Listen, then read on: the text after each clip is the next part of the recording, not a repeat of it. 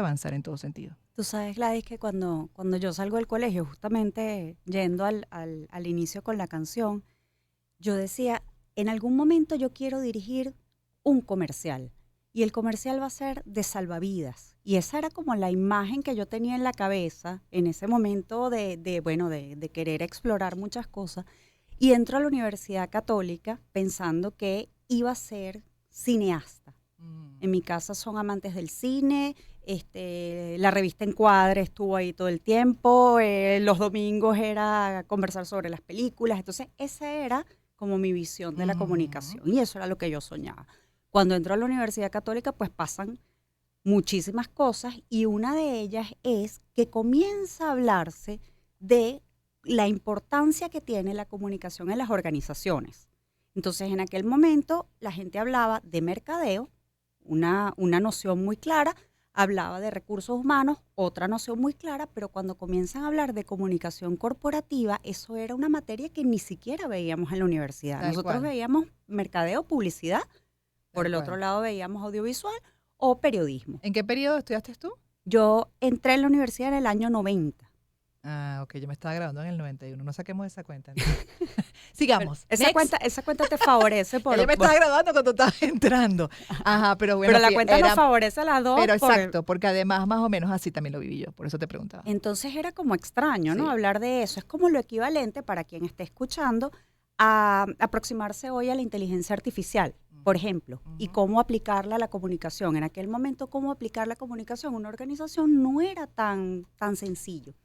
A nosotros se nos ocurrió, digo nosotros porque éramos un grupo de estudiantes como muy curiosos, ir a buscar a gente que supiera del tema. Y nos encontramos con un gran mentor que es Ítalo Pisolante. Ah, claro, imagínate. Ítalo, muy generoso como es su estilo, nos dice, bueno, vengan a mi oficina, vengan a aprender. Y así nos fuimos empezando a involucrar con gente que sabía, porque una cosa dijimos, bueno, si esto no lo sabe nadie y para nosotros es una novedad, ¿qué tal si nosotros le traemos esta información a la universidad para que todo el mundo empiece a formarse sobre el tema? Qué bonito. Y empezamos a hacer unos congresos de comunicación estratégica, en aquel momento era comunicación corporativa, para empezar a traer esto a la universidad. Entonces, esos fue como los inicios, en donde yo decía, sí, ok, yo estoy prestada a la comunicación corporativa porque yo quiero ser cineasta y todos los demás decían, ¿y qué haces aquí perdiendo el tiempo? Y yo decía, bueno, porque es que después yo voy a ser cineasta. Y yo seguía con mi cuento con la terquedad de ir hacia un camino, pero trabajando por otro. Entonces era como una cosa bien Sí, extraña, ¿no? sí, pero mira, bueno, ya tienes cuántos años ejerciendo dentro de esta área de las comunicaciones. De hecho, me da curiosidad también saber de Tulia, ese comienzo, ¿no? Cuando, como bien destacas, todavía ni siquiera se estaban formando dentro de esta área, poco se entendía sobre ella. ¿Cómo se ponía en práctica y hoy en día qué representa y qué implica la comunicación estratégica? El momento inicial en Ujú. aquella época hasta el día de hoy es un cambio absoluto. Al día de hoy hay una cosa que yo considero sumamente importante y es que la mayoría de los ejecutivos en las empresas del país, en Venezuela, no estamos hablando de otros países de repente con mayores posibilidades que las nuestras, estamos hablando de Venezuela. Ya algo así como el 80% de los ejecutivos conocen la importancia que tiene la comunicación estratégica, la implementan y además tienen nociones de eso porque si no lo sabían antes de la pandemia, lo conocieron después de la pandemia Ujú. y se dieron cuenta de la importancia que puede tener construir reputación, trabajar en la confianza con sus grupos de interés y públicos claves. Y entonces, bueno, al día de hoy uno siente que hay un camino recorrido desde aquel momento en que era como conversar de temas muy etéreos y extraños hasta ahora que incluso un ejecutivo te puede decir, bueno, cuáles son los KPI, cuáles son las mediciones, Ujú. como para decir si tuvimos éxito o no con esa intervención en comunicación estratégica. Y uno dice, wow, es que estoy hablando con gente que ya conoce el Que tema. está empapada, pero además también el otro punto y en general, pues por hablar del concepto de las comunicaciones que es inherente al ser humano. Cuando esto es también una experiencia que viví como ya comunicadora ejerciendo y madre, en el colegio, particularmente de mis hijos, siempre le pedían a los padres que colaboraran en su profesión, ¿no? Dándole a los jóvenes, pues, una especie de taller, de acercamiento para orientarlos en cada una de las carreras y que, bueno, ellos decidieran, pero tuviesen una información de primera mano, ¿no? De acuerdo a lo que es la práctica, en este caso, de la comunicación. Y me encontraba en esas promociones de cuarto y quinto año, generalmente a 2, 3, 4 que se puedan interesar específicamente en estudiar, como es el caso de Santiago, que está aquí haciendo pasantía por el Colegio San Ignacio, en comunicación social, pero el resto no, el resto a lo mejor estaban pensando, proyectándose para ser médicos, ingenieros, etcétera. Y una de las cosas que yo les resaltaba siempre en esas charlas, y además para atraparlos de manera general, para que pudiéramos conectar con, para mí, digamos, principios fundamentales de la comunicación efectiva, que se traslada a la comunicación corporativa y así, ¿no? A la comunicación familiar, a la comunicación interpersonal, era el hecho, les decía, que todo lo que hicieran tenía que pasar también por la especialización de la manera como se comunicaban. La comunicación efectiva la tenían que procurar en cualquier área de sus vidas y que era importante que lo buscaran, pues, ¿no? Desarrollar con conciencia, independientemente de la profesión. Y así lo sigo considerando. Me gustaría tu punto de vista al Sabes respecto. que coincido tanto contigo que, fíjate una cosa, cuando empezamos a trabajar esto, no existía como materia en la universidad. Comunicación estratégica no era una materia. Luego se incorpora el pensum, ya eso es un avance, y luego se abre el primer estudio de cuarto nivel en la Universidad Católica, que es la especialización en comunicación organizacional. Ujú. ¿Y de qué va esto para engancharlo con lo que estás diciendo? Esas especializaciones siguen estando presentes, tanto en la Universidad Católica como en la Universidad Monte Ávila, en donde doy clase, y la gente que recibimos para formarse en esas especializaciones muchas veces son abogados, Lógico. médicos, Ujú. ingenieros, por supuesto un gran número de comunicadores sociales y de personas que están también vinculadas al tema de recursos humanos, pero cuando nos llegan abogados, ingenieros o médicos, yo digo, caramba, estamos haciendo el trabajo, Ujú. porque sus carreras se fortalecen, sus competencias se hacen muchísimo más evidentes y todo lo que agregan como Ujú. propósito de vida a la sociedad, pues entonces va a ser mejor entendido, mejor canalizado, incluso sus pacientes, en el caso de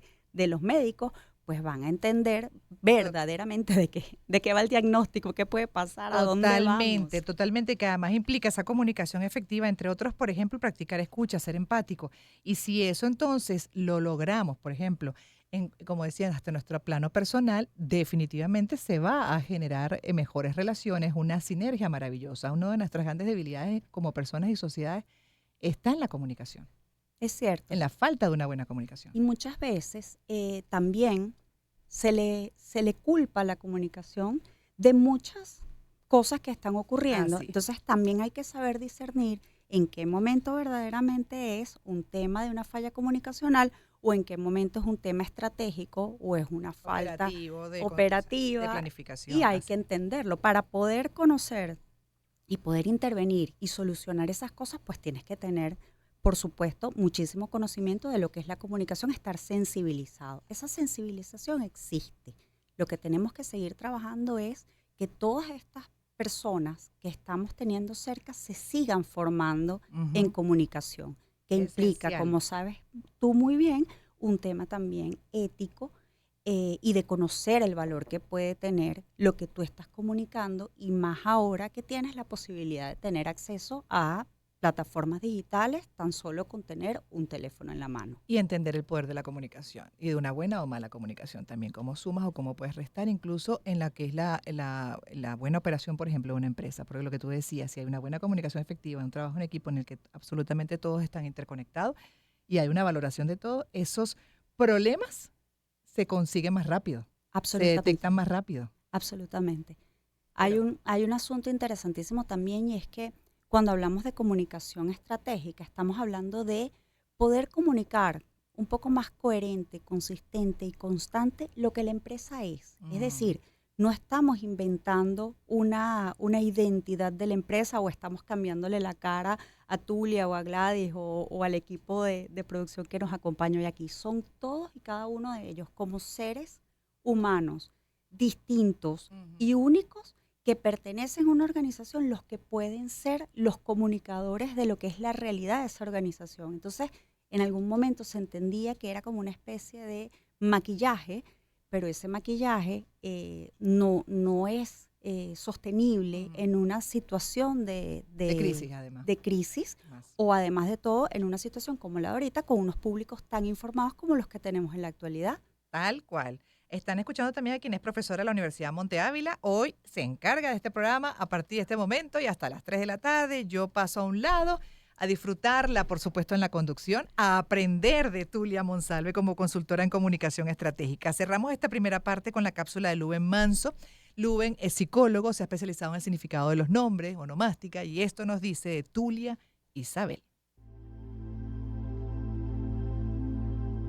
Hola Gladys, el nombre de la coanimadora del programa de hoy, Tulia, proviene de Tulis, que era la diosa romana de la lluvia y significa textualmente agua que corre.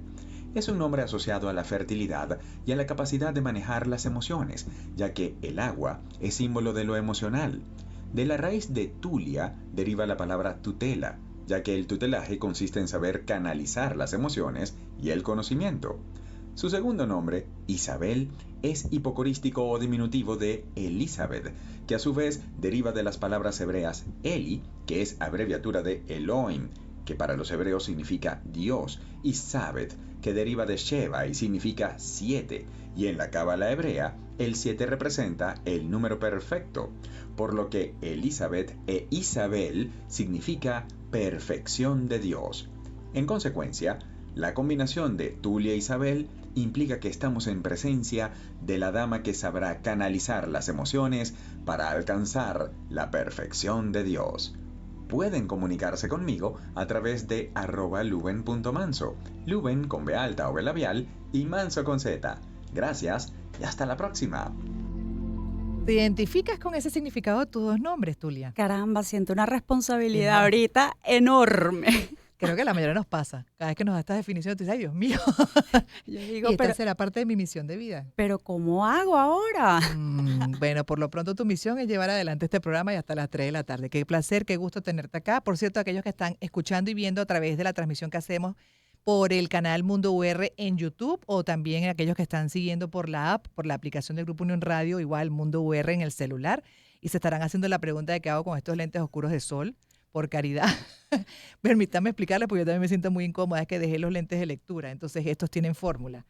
Y me permiten, por supuesto, seguir adelante con el programa. Si no pasa a un lado y tú te encargas, Tulia, yo solamente observo, escucho y aprendo. ¿Qué te parece? Me parece una idea chévere, pero me siento más segura si tú sigues con los lentes. Bueno, pero no vayas a creer que aquí se está sentando la diva Gladys. No, por favor, por cierto, de hecho, sobre eso. Ayer estaba hablando con Johara, la gerente con quien siempre tengo, bueno, largas conversaciones muy nutritivas, y entonces estábamos hablando de un documental que salió sobre la canción que se hizo en su momento, que fue para la recolección, la de We Are the World, Sí. y reunió a tantos monstruos, ¿no? Tantos artistas, cada uno, por supuesto, con unas características y unas personalidades bien particulares.